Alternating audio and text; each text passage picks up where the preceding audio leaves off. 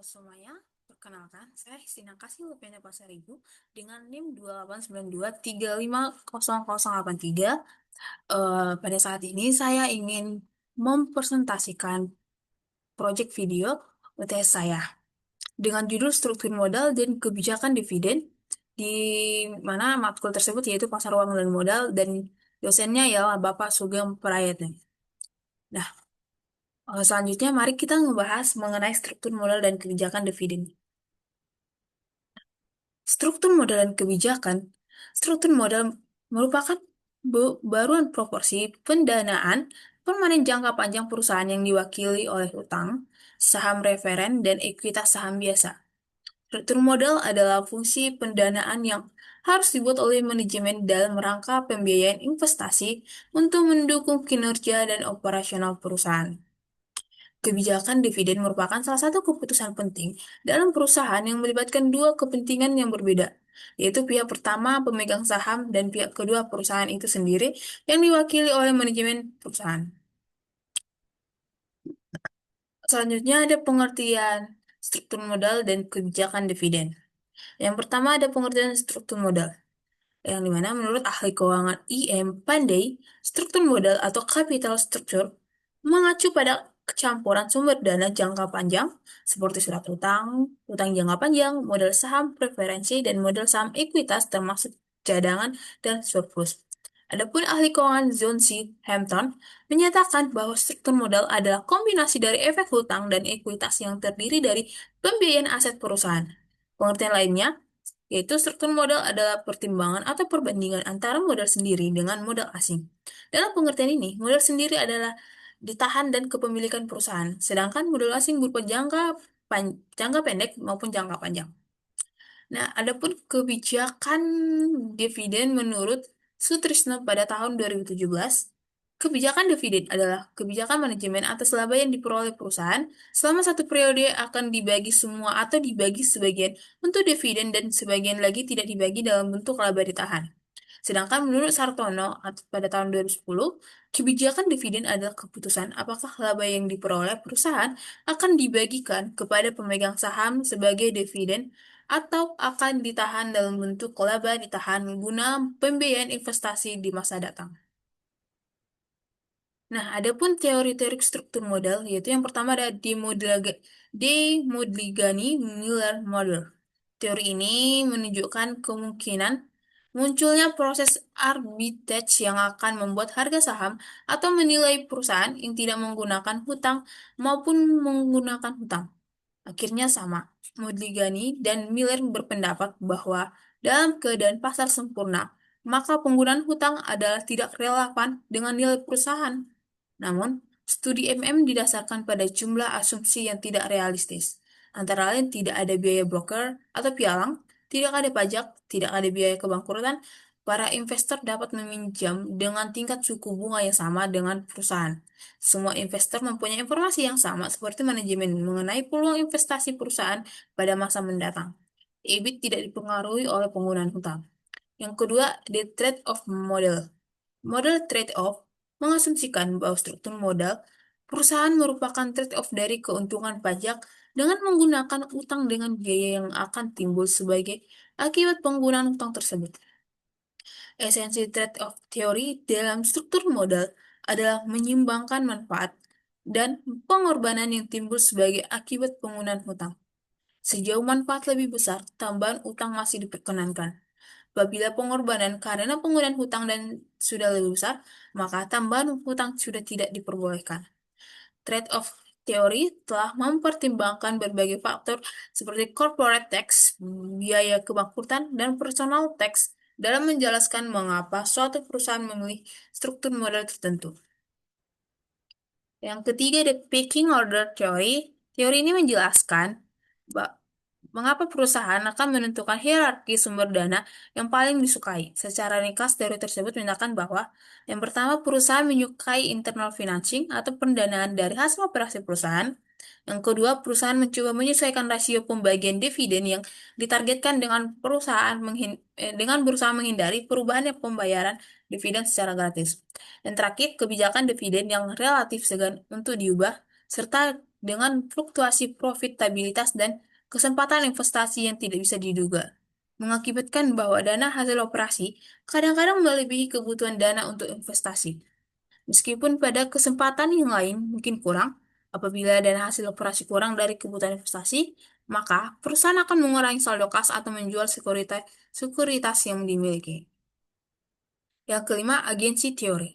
Pada dasarnya, agensi teori adalah teori mengenai struktur kepemilikan perusahaan yang dikelola oleh manajer bukan pemilik.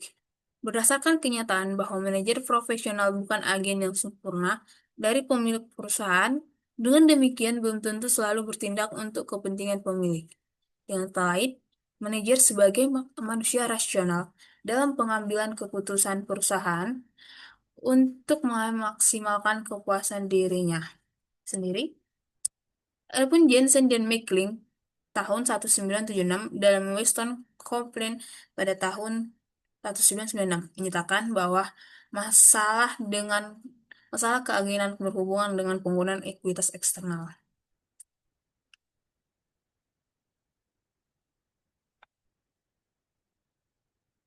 Ada selanjutnya itu signaling theory.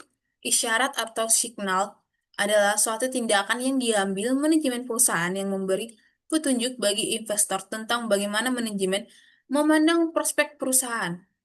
Perusahaan dengan prospek yang menguntungkan akan mencoba menghindari penjualan saham dan menggunakan setiap modal baru yang diperlukan dengan cara-cara lain,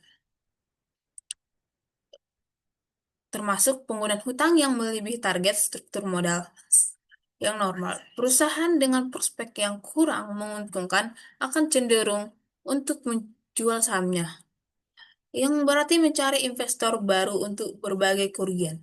Pengumuman emisi saham oleh suatu perusahaan umumnya merupakan suatu isyarat atau sinyal bahwa manajemen memandang prospek perusahaan tersebut kurang bagus.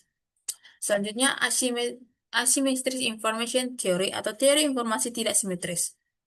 Asymmetric information theory atau ketidaksamaan informasi menurut Brigham dan Houston adalah di situasi di mana manajer memiliki informasi yang berbeda atau yang lebih baik mengenai prospek perusahaan daripada yang dimiliki investor.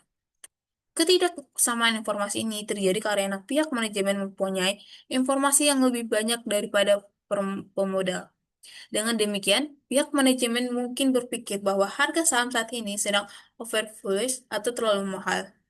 Kalau hal ini yang diperkirakan terjadi, maka manajemen tentu akan berpikir untuk lebih baik menawarkan saham baru sehingga dapat dijual dengan harga yang lebih mahal dari yang seharusnya.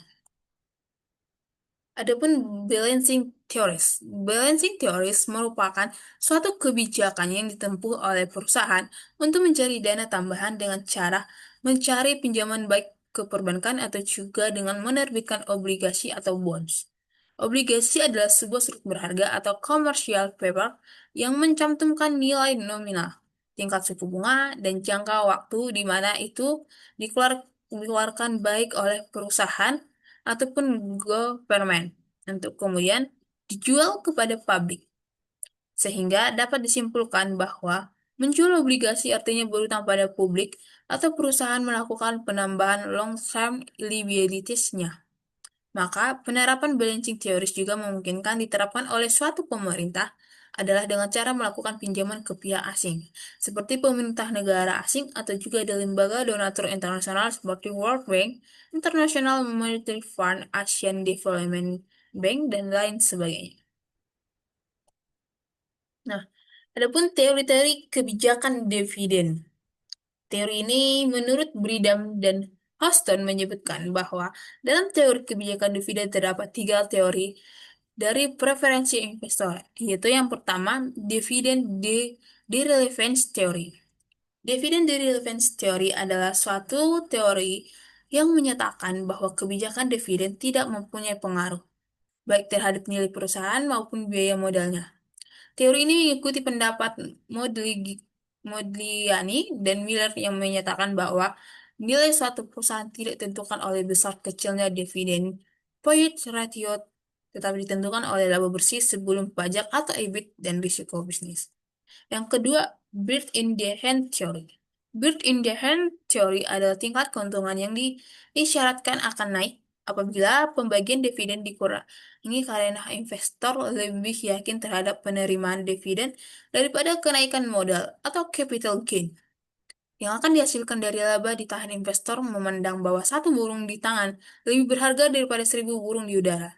Namun, Modigliani dan Miller berpendapat bahwa tidak semua investor berkepentingan untuk menginvestasikan kembali dividen mereka di perusahaan yang sama dengan memiliki risiko yang sama.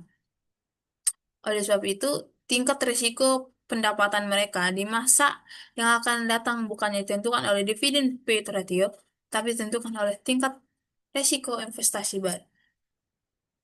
Dan terakhir ada tax preference theory.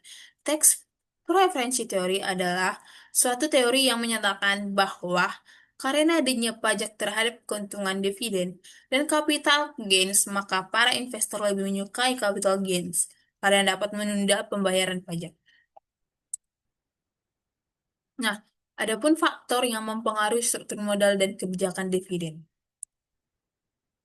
Yang pertama itu faktor-faktor yang mempengaruhi struktur modal. Ada struktur aktiva. Brigham dan Houston tahun 2006 menyatakan bahwa perusahaan yang asetnya sesuai untuk dijadikan jaminan kredit cenderung lebih banyak menggunakan utang. Aset multiguna yang dapat digunakan oleh banyak perusahaan merupakan jaminan yang baik. Sedangkan aset yang hanya digunakan untuk tujuan tertentu tidak begitu baik untuk dijadikan pinjaman.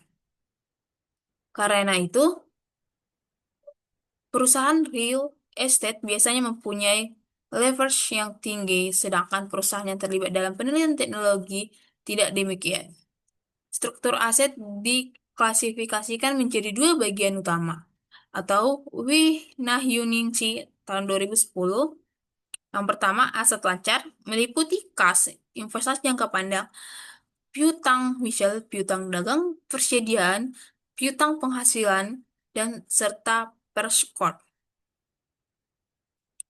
Kedua, aset tidak lancar atau meliputi investasi jangka panjang, aset tetap aset tetap tidak berwujud. Yang kedua itu ada profitabilitas. Rasio profitabilitas merupakan rasio yang mengukur kemampuan perusahaan dalam menghasilkan laba pada tingkat penjualan, aktiva, dan modal. Ada tiga rasio yang dapat digunakan dalam rasio profitabilitas, yakni profit margin, return on asset atau ROA, dan return on equity atau ROE. Nah, profit margin mengatur sejauh mana perusahaan menghasilkan laba bersih pada tingkat penjualan tertentu. Rasio profit margin yang rendah dapat menunjukkan ketidakefisienan manajemen. ROA menunjukkan seberapa besar kemampuan perusahaan menghasilkan laba dengan return yang dihasilkan perusahaan bagi pemegang sahamnya. Sedangkan ROE mengukur tingkat return yang dihasilkan perusahaan bagi pemegang saham.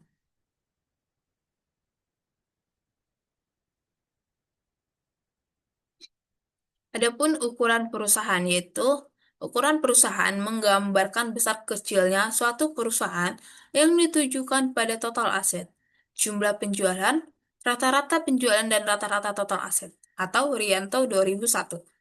Ukuran aset yaitu rata-rata penjualan bersih untuk tahun yang bersangkutan sampai beberapa tahun atau Brigham dan Houston 2006. Besar kecilnya ukuran perusahaan akan berpengaruh terhadap struktur modal eh, dengan didasarkan pada kenyataan bahwa semakin besar suatu perusahaan akan mempunyai tingkat pertumbuhan yang tinggi, sehingga perusahaan tersebut akan lebih berani mengeluarkan saham baru dan cenderung untuk menggunakan jumlah pinjaman semakin besar. Yang keempat adalah likuiditas. Rasio likuiditas adalah rasio yang digunakan untuk mengukur kemampuan perusahaan di dalam membayar utang jangka pendek yang telah jatuh tempo. Perusahaan yang dapat segera mengembalikan utang-utangnya akan mendapat kepercayaan dari dari kreditur untuk menerbitkan utang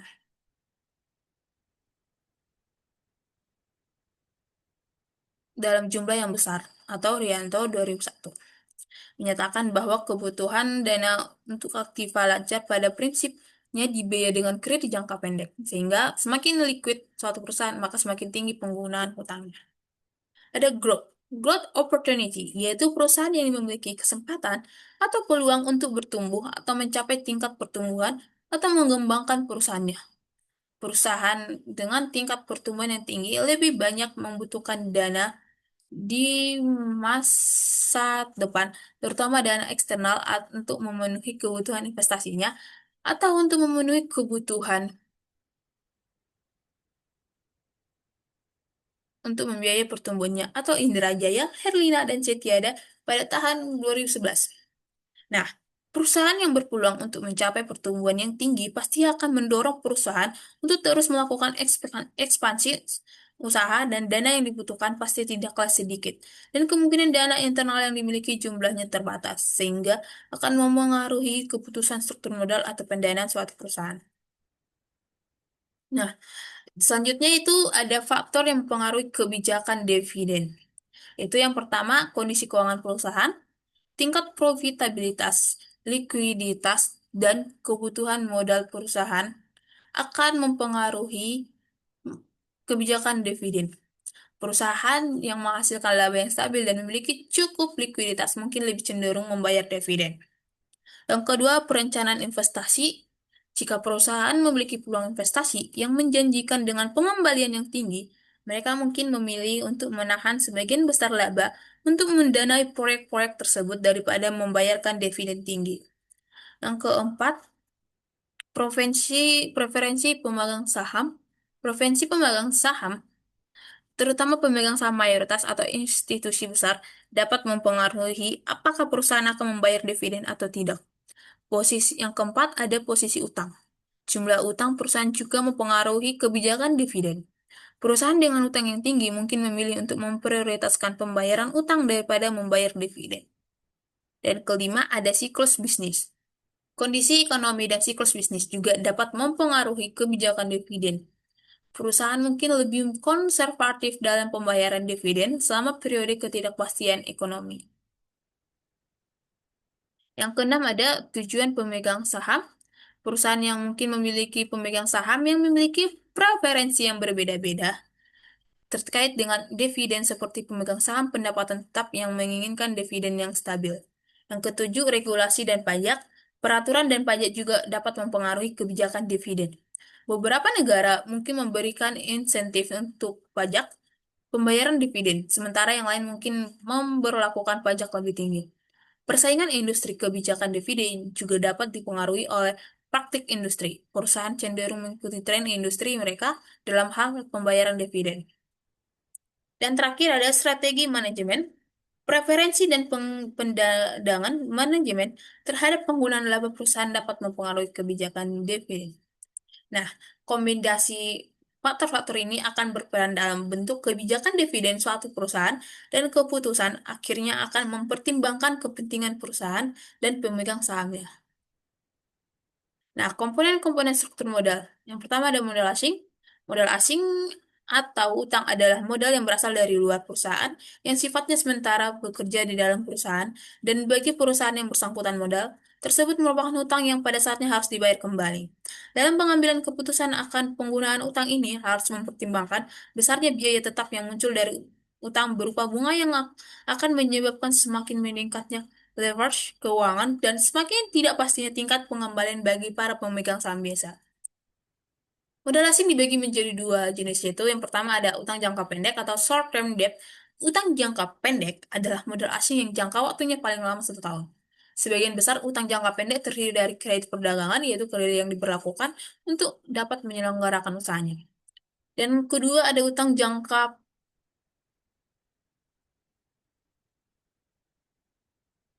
yang kedua itu adalah utang jangka panjang. Maaf sebelumnya.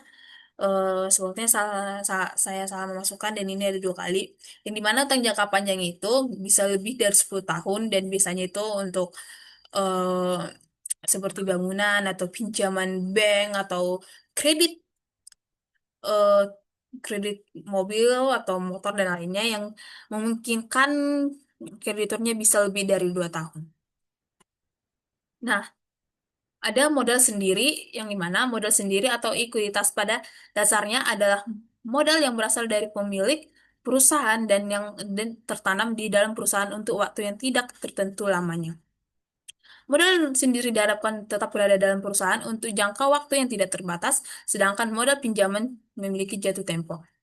Menurut Rianto dalam Mulia 2015-229, sumber dana yang dapat diperoleh untuk belanja perusahaan adalah sumber dana dari dalam perusahaan atau internal source. Dapat diartikan sebagai bentuk dana pemenuhan kebutuhan dananya berasal dari dalam perusahaan. Sumber dana ini berasal dari laba cadangan dari sebagian hasil usaha yang merupakan unsur dana sendiri yang digunakan sebagai sumber dana internal. Dana dari dalam perusahaan terdiri atas yang pertama, dana yang berasal dari pemilik perusahaan. Kedua, saldo keuntungan yang ditanam kembali di perusahaan. Ketiga, surplus dana dan akumulasi penyusutan atau yang disebut sebagai cadangan dana yang terdiri atas nilai buku dan nilai pasar dari harta yang dimiliki perusahaan. Nah, ini ada contoh pertimbangan struktur modal dan kebijakan dividen. Struktur modal Ji Samsu CU pada 31 Desember 2019, yang dimana saham biasanya itu ya 100.000, dan IQ sahamnya ada 20.000, laba ditahan 680.000, dan semuanya di total menjadi 800.000, yaitu total modal. Nah, tentukan struktur modal perusahaan setelah dividen saham. Dividen saham yaitu 5%. 5% dikali 100.000 menjadi 5.000 IBR. Nah, nilai stok dividen 5.000 IBR dikali 6.000, dikali 6 sama dengan 30.000 atau mengurangi lebih ditahan. Nah, selanjutnya kita tambah kepada saham dan nego saham. Yang sahamnya adalah 5.000 dikali $1 itu sama dengan $5.000, dan agio saham $30.000 dikurang $5.000 menjadi $25.000.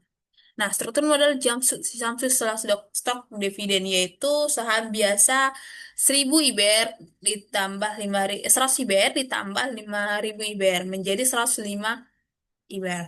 Agio sahamnya 20.000 ditambah 25.000 menjadi 45.000. Laba ditahan 680.000 dikurang 30.000 menjadi 650.000. Nah, semuanya itu ditambahkan berarti hasilnya 800.000 untuk total struktur modal Cisamsu setelah tax dividen. Nah, adapun kesimpulan dari presentasi saya yaitu struktur modal adalah kombinasi dari efek utang dan ekuitas yang terdiri dari pembiayaan aset perusahaan. Kemudian, menurut Sutrisno mengenai kebijakan dividen, ia mengartikan sebagai berikut. Kebijakan manajemen atas laba yang diperoleh perusahaan selama satu periode akan dibagi semua atau dibagi sebagian untuk dividen dan sebagian lagi tidak dibagi dalam bentuk laba ditahan. Terdapat beberapa teori landasan untuk melaksanakan struktur modal. Ada 7 teori yang perlu diketahui. Yang pertama ada Modigliani-Miller model, the trade-off model, pecking order theory, agency theory, signaling theory, asymmetric information theory atau teori informasi tidak simetris, dan balancing theories. Sedangkan teori kebijakan dividen yaitu dividend direlevance theory, built-in dead hand theory, dan tax preference theory. Terdapat faktor-faktor yang mempengaruhi struktur modal, yaitu struktur aktiva, profitabilitas, ukuran perusahaan, likuiditas, dan growth. Berikut juga merupakan beberapa faktor yang mempengaruhi kebijakan dividen. Kondisi keuangan perusahaan, perencanaan investasi, preferensi pemegang saham, posisi utang, siklus bisnis, tujuan pemegang saham, regulasi dan pajak, persaingan industri, strategi manajemen. Nah, adapun komponen-komponen dalam struktur modal seperti modal asing atau utang adalah modal yang berasal dari luar perusahaan yang sifatnya sementara, bekerja di dalam perusahaan, dan bagi perusahaan yang bersangkutan, modal tersebut merupakan utang yang pada saatnya harus dibayar kembali. Kedua, modal sendiri atau ekuitas yang pada dasarnya adalah modal yang berasal dari pemilik perusahaan dan yang tertanam di dalam perusahaan untuk waktu yang tidak tertentu lamanya. Nah, adapun saran dari penulis yaitu mengharapkan pembaca dapat memahami isi dari makalah ini, yakni terkait konsep penilaian nilai waktu uang berawal dari definisi hingga contoh makalah penerapannya.